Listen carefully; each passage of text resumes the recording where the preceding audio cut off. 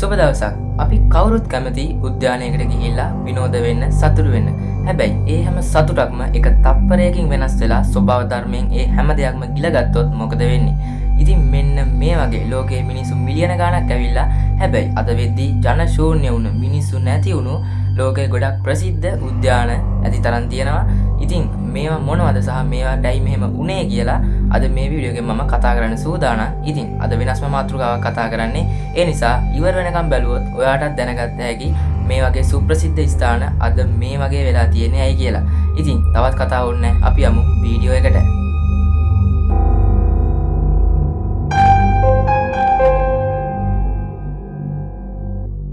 ඉතින් ලිස්ට් එකේ පළවෙනි එක තමයි ජපානයේ හදපු නාරා ඩ්‍රීම්ලෑන්ඩ් කියන උද්‍යානය. ඉතින් මේක ආරම්භ වෙන්නේ 1961 දී. මේකට පාදක වෙන්නේ ඇමරිකාවේ තිබ්බ ඩිස්නිලෑන්ඩ් එක. ඉතින් අපි කවුරුත් දන්න ගොඩක් සුප්‍රසිද්ධ උද්‍යානයක් තමයි ඇමරිකාවේ තියෙන ඩිස්නිලෑන්ඩ් එක. ඉතින් මේකේ විදිහටම කොපි කරලා වගේ තමයි මේ මුල් කාලේ මේ ජපානයේ හදපු ඩ්‍රීම්ලෑන්ඩ් එක හදන්නේ. ඉතින් කොහොම හරි මේක ලොකු විනෝද උද්‍යානයක් විදිහට මිනිස්සු මිලියන ගාණක් මේකේ දිනපතා ආවා. හැබැයි මේක 2001 වගේ වෙද්දී ජපානයේ හදපු යුනිවර්සල් ස්ටුඩියෝ සහ ටෝකියෝ ඩිස්නි සී කියන ලොකු අලුත් උද්‍යාන විවෘත වීමත් සමග කඩා වැටෙන්න ගත්තා. ඒ කියන්නේ මේකට යන සෙනග ශීඝ්‍රයෙන් අඩු වුණා. ඔන්න ඔය හේතුව නිසා මේක සම්පූර්ණයෙන්ම පාඩු ලැබලා 2006 වෙද්දී සම්පූර්ණයෙන්ම වහලා දැම්මා. ඉතින් ඔන්න ඔය තත්ත්වෙත් එක්ක අද වෙද්දී, ඒ කියන්නේ සාමාන්‍යයෙන් 2026 වෙද්දී මේක තනිකරම පරිසරයෙන්ම වහගත්ත ගොඩක් අద్භූත පෙනුමක් ගන්න තැනක් වෙලා තියෙනවා. ඉතින් 2016 අවුරුද්දේ මේක තිබ්බ ගොඩක් ගොඩනැගිලි ඉවත් කරන්න කටයුතු කරා. ඒ වුණාට මේකේ තිබ්බ ළමයි සෙල්ලම් කරපු ඔය එක එක සෙල්ලම් බඩු වගේ දේවල් අදටත් ඉතුරු වෙලා තියෙනවා. හරියට රෝලර් කෝස්ටර් වගේ මේ දේවල්. ඉතින් ඒ නිසා මේක ඔයා යනවා නම් විසිට් කරන්න. ඔයාලට දකින්න පුළුවන් අමුතුම গুপ্ত පෙනුමක් තියෙන භයානක ස්වරූපයක් ගන්න තැනක් විදියට. ඉතින් අපි කතා කරන දෙවෙනි උද්‍යානය තමයි ජර්මනියේ හදපු ස්ප්‍රී පාක් කියන උද්‍යානය. ඉතින් මේකේ විශේෂත්වය වෙන්නේ මේක පිහිටලා තියෙන්නේ නැගෙනහිර ජර්මනියේ බර්ලින් නුවර වනාන්තරයක් මැද. ඉතින් ඔයා හිතන්න ළමා උද්‍යානයක් වනාන්තරයක් මැද හදුවම කොයි වගේ තියෙන්නේ නැද්ද කියලා. කොහොමද මේක හදන්නේ 1969 නැගෙනහිර ජර්මනියේ කොමියුනිස්ට් පාලන සමයේදී තමයි. ඉතින් ඒ කාලේ තිබ්බ එකම විනෝද උද්‍යානයත් මේකම තමයි. ඉතින් මේකේ අద్భుත කතාව වෙන්නේ මේකේ අයිතිකරු වුණු නෝබර්ට් වයිට් කියන කෙනා ලොකු ණයක් වෙලා තමයි මේක නිර්මාණය කරන්නේ. ඉතින් එයාට ඕන වෙනවා මේ ණය නිදහස් කරන්න. හැබැයි එයාකට තෝරගත්ත ක්‍රමවේදය තමයි මෙතනට අවුල් වෙන්නේ. කොටින්ම මෙයා සෙල්ලම් බඩු ඇතුලේ විවිධ මත්ද්‍රව්‍ය සංගවලා වෙනත් රටවල් වලට ප්‍රවාහනය කරන්න උත්සාහ කරනවා. ඉතින් මේ අවස්ථාවේදී මේක පොලිසියට අහු වෙලා මේ පුද්ගලයාව අත්අඩංගුවට ගන්නවා. ඉතින් මේකේ අයිතිකරුව අත්අඩංගුවට ගැනීමත් සමග මේක වහලා දාන්න සිද්ධ වෙනවා කාර්ය මණ්ඩලයට. ඉතින් ඔය තත්ත්වයක් එක්ක අද වෙද්දි මේක ජන ශූන්‍ය පාළු පාක් එකක් වෙලා ඉවරයි. ඉතින් මේකෙදි හොඳම දේ තමයි මේකේ තියෙන මේ විශාල ෆෙරිස් වීල් යෝධරෝධය කියලා තමයි මේකට සාමාන්‍ය සිංහලෙන් කියන්නේ. ඉතින් අර ලංකාව හරියට කතුරුවන්චිලා වගේ දෙයක්. ඉතින් මේක උලඟට කැරගෙද්දි අර මලකඩ කාපු සද්දත් එක්ක ක්‍රියු ක්‍රියු කියලා සද්දයක් ඇහෙනවලු. ඉතින් ඒ සද්දෙත් එක්ක මේ පැත්තම අමුතුම භයංකාර ශබ්දයක් එක්ක මේ ගම්වල ඉන්න මිනිස්සු පවා බයෙන්ලු ඉන්නේ මේ සද්දයට. ඉතින් ඒ කියන්නේ අර ඒක ලස්සන සද්දයක් නෙමේ, ගොඩක්ම නිකන් හොර පැත්තට ලඟුණු ශබ්දයක් නිසා. ඉතින් කොහොම නමුත් අද වෙද්දි මේක සම්පූර්ණයෙන්ම පරිසරය විසින් තමන්ගේ යටත් සිද්ධියක් විදියට සනිටුවන් කරලා අවසానයි. ඉතින් අපේ මාතෘකාවේ තුන්වෙනි එක තමයි Six Flags New Orleans කියන පාක් එක. මේක ඇමරිකාවේ හදපු පාක් එකක්.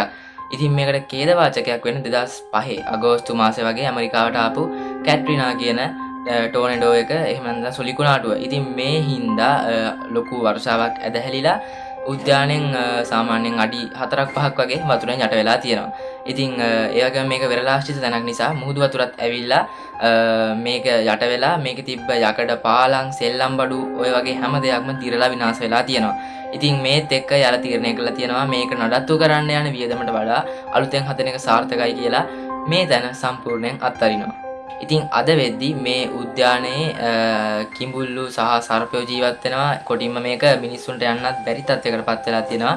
හැබැයි මිනිස්සු මේකේ කොටසක් සුද්ධ පවිත්‍ර කරලා ගොඩක් ප්‍රසිද්ධ හොලිවුඩ් ෆිල්ම්ස් පවා රෙකෝඩ් කරනවා. ඉතින් ඔයා ජුරාසික් වර්ල්ඩ් වගේ ෆිල්ම් බලලා ඇති.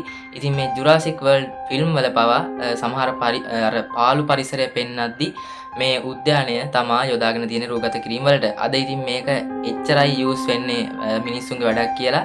නැත්තම් ඉතින් අනිත් පැත්ත සම්පූර්ණයෙන්ම කැලේටම යට වෙලා ඉවරයි. ඔන්න අපි අවසාන උද්‍යානයට ඇවිල්ලා තියෙනවා. මේක ටිකක් විශේෂයි. මේ උද්‍යානයේ මිනිස්සු කවුරුත් එක ළමයෙක්වත් සෙල්ලම් කරලා නැහැ. ඒ වුණාට මේක අද වෙද්දි ගොඩක් පාළු වෙලා. මෙතනට මොකක්ද උනේ? ඉතින් මේ අපි කතා කරන්න යන්නේ රුසියාවේ ආසන්න රටක් වන යුක්‍රේනයේ නිර්මාණය වුණු ප්‍රිපෙට් කියන නැෂනල් පාර්ක් එක ගැන. ඉතින් මේක හදන්නේ චර්නොබිල් න්‍යෂ්ටික බලාගාරයේ වැඩ කරපු සේවකයෝ සහ ඔවුන්ගේ ළමයි. ඉතින් මේ එකතු වෙලා හදපු එක 1986 මැයි 1 වෙනිදා. එහෙම නැත්නම් මැයි දිනේ දවසේ තමයි විවෘත කරන්න සේරම සූදානම් කරලා තිබුණේ. ඒ වුණාට ඊට දවස් 5කට කලින් ලොකු ඛේදනීය තත්ත්වයකට මුළු ලෝකෙම මුහුණ දෙන්න වෙනවා. ඉතින් ඔයාලා කවුරුත් දන්නවා රුසියාවේ චර්නොබිල් බලාගාරය 1986 අප්‍රේල් 26 වෙනිදා. ඒ කියන්නේ දවස් 5කට කලින් විවෘත කරන්න තිබ්බ දවස් ගානකට 5කට කලින් පිපිරිලා යනවා. චර්නොබිල් බලාගාරයේ කට්ටිය තමයි මේක හදන්නේ. ඉතින් මේක විවෘත කරන්නත් කලින් එයාලගේ චර්නොබිල් බලාගාරය විනාශ වෙලා යනවා. ඉතින් මේක ලෝකෙම කම්පා කරපු ප්‍රවෘත්තියක්.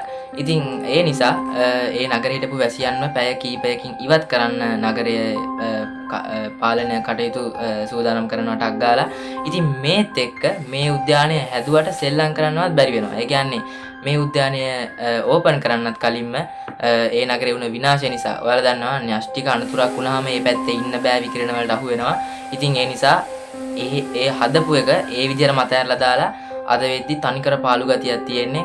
කොටින්ම මේකේ ගස්වැල් පවා ගොඩක්ම අඩුයි. මොකද අර න්‍යෂ්ටික අනතුර නිසා මේ පැත්තේ ගස් කොළන් වලට පවා ඒක ගොඩක්ම බලපාලා තියෙනවා.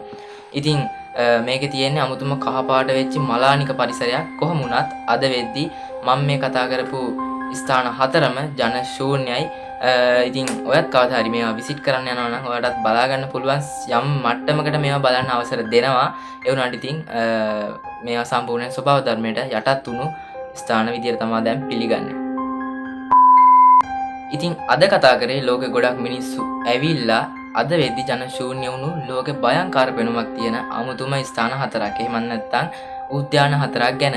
ඉතින් මේ වගේ තවත් අමුතු වීඩියෝ එකකින් හමු වෙමු. එතෙක් ඔබට සුබ දවසක්.